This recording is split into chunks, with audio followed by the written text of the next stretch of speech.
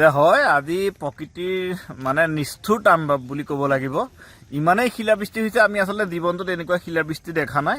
যে আমি পাতলচুক গাঁৱৰ বহুকেইখন ঘৰৰ টিনপাত ফালি বৰ্তমান এতিয়া কেইবাখন ঘৰো ৰাতি যদি বৰষুণ আহে মানুহ বেলেগৰ ঘৰত আশ্ৰয় ল'বলগীয়া অৱস্থা হৈছে।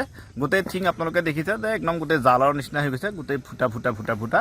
আংশিকভাৱে আমাৰো অলপ কিছু ক্ষতি হৈছে। তেনেকৈ প্ৰায় 7-8 ঘৰ মানুহৰ অত্যাধিক শিলাবৃষ্টিৰ ফলত টিং ভাঙি চৌমাৰ কৰিছে। আমাৰ গোটেই ঘৰৰ টিং একে ঘুগুলা হৈ গৈ চালৰ নিচিনা ফুটা মানে। কেতিয়া বৰষুণ জাকত? এই ৰাতিপুৱাৰ যে বৰষুণ জাকত ডাঙৰ ডাঙৰ শিল পৰিলে গোটেই টিং গোটেই টিং এতিয়া মানে অৱস্থাই নাই। বৰষুণ আহিলে মানে আমাৰ সমস্যাই হ'ব এতিয়া থাকিবলৈ। আমাৰ ৰুম 6টা ৰুমৰ। কওক কি হৈছিলে? নমস্কাৰ।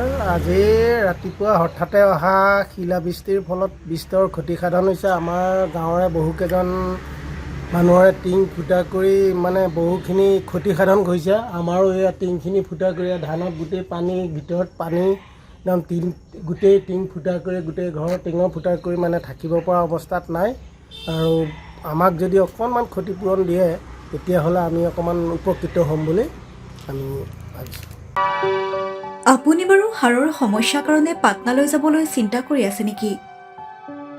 এতিয়া আৰু চিন্তা নাই। আপোনাৰ যিকোনো হাড়ৰ সমস্যা হ'লে এতিয়াৰ পৰা আৰু পাটনালৈ যাব নালাগে, কিয়নো এতিয়াৰ পৰা গুৱাহাটীতে পাব সেই সকলো সা সুবিধা।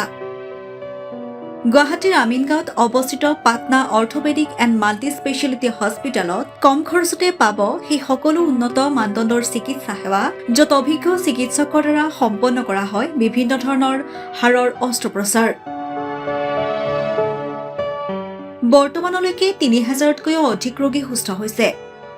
हमारे हॉस्पिटल में ऑर्थोपेडिक्स से रिलेटेड हर तरह का इलाज जैसे कि joint replacement, trauma surgeries, spine surgeries, Ilizarov surgeries और की होल सर्जरी जिसको आर्थ्रोस्कोपी कहते हैं, उसका इलाज संभव है। উন্নত মানদণ্ডৰ সা সুবিধা থকা হস্পিটেলখনত আছে 3টাকৈ VIP ৰুম, 11টা কেবিন, জেনেৰেল ৱাৰ্ডত আছে 12খনকৈ বিচনা তথা 7খনকৈ বিচনাযুক্ত ICU।